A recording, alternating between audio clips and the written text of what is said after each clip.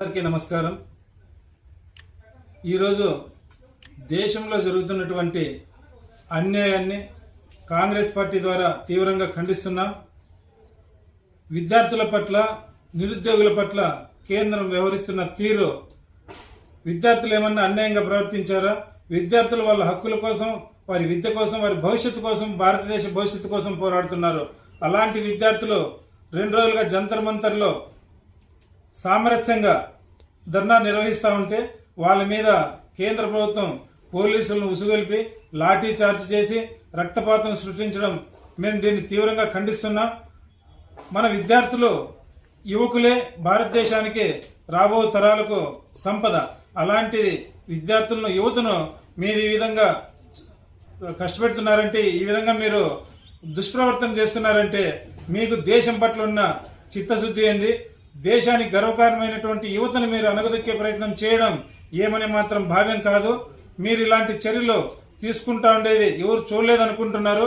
కనీసం అక్కడున్న వేల మంది పోలీసులలో, సిఆర్పిఎఫ్ జవాన్లలో కొంతమంది ఇతర వ్యక్తులు వచ్చి, అది బీజేపీ ప్రభుత్వమే లోపలికి వచ్చి వాళ్ళ దగ్గర లోగోలు కానీ, వాళ్ళ పేర్లు కానీ, సింబల్ కానీ ఎలాంటివి లేని కాకి దుస్తులు ధరించుకొని వచ్చిన అక్కడి అల్లరి మూకలు పోలీసు డ్రెస్సుల్లో వచ్చిన వాళ్ళు రాళ్లు రువ్వడం, అది విద్యార్థుల మీదకి నెపం మోపడం, ఇది చూస్తా ఉంటే మన కేంద్ర ప్రభుత్వం తీవ్రంగా విఫలమైంది.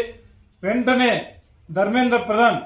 ముఖ్యంగా ధర్మేంద్ర ప్రధాన్ రాజీనామా కోరే గత కొద్ది రోజులుగా యువత, భారతదేశం యావత్తు యువత ధర్నాలు, రాస్తారోకోలు చేస్తా ఉంది.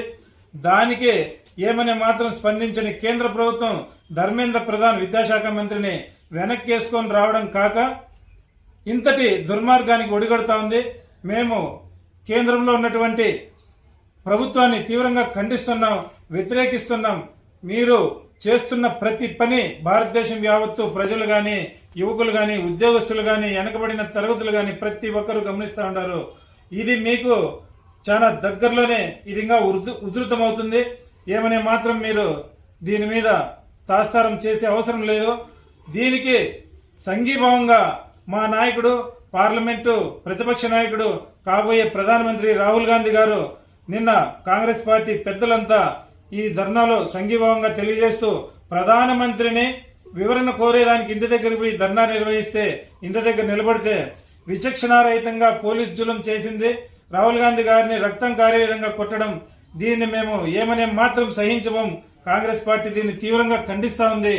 మీరు కాబోయే ప్రధానమంత్రిని ఈ విధంగా చేస్తున్నారంటే సాధారణ ప్రజల పరిస్థితి ఏ విధంగా ఉందో భారతదేశంలో అర్థం చేసుకోవాలి.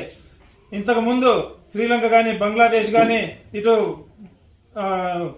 ఇతర నేపాల్ ఇలాంటి దేశాలలో జరిగిన యువత ఉధృతంగా ఏ విధంగా అయితే పెళ్లుబికిందో అదే విధంగా ఇప్పుడు భారతదేశంలో మొదలైంది. మన కేంద్ర ప్రభుత్వం, బీజేపీ ప్రభుత్వానికి చెడు కాలం మొదలైందని చెప్పి ఈ సందర్భంగా నేను తెలియజేస్తూ, ఈ బలవంతాన్ని వెంటనే నిలిపేయాలా.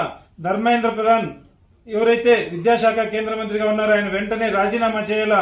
మా కాంగ్రెస్ పార్టీ రాహుల్ గాంధీ గారిని ఈ విధంగా కొట్టినందుకు ప్రధానమంత్రి గారికి క్షమాపణ చెప్పాలా.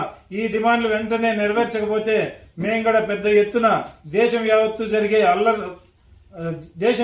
జరిగే ఈ ధర్నా కార్యక్రమాల్లో పాల్గొని మీ మెడలు ఉంచుతామని చెప్పి ఈ సందర్భంగా నేను తెలియజేస్తున్నాను.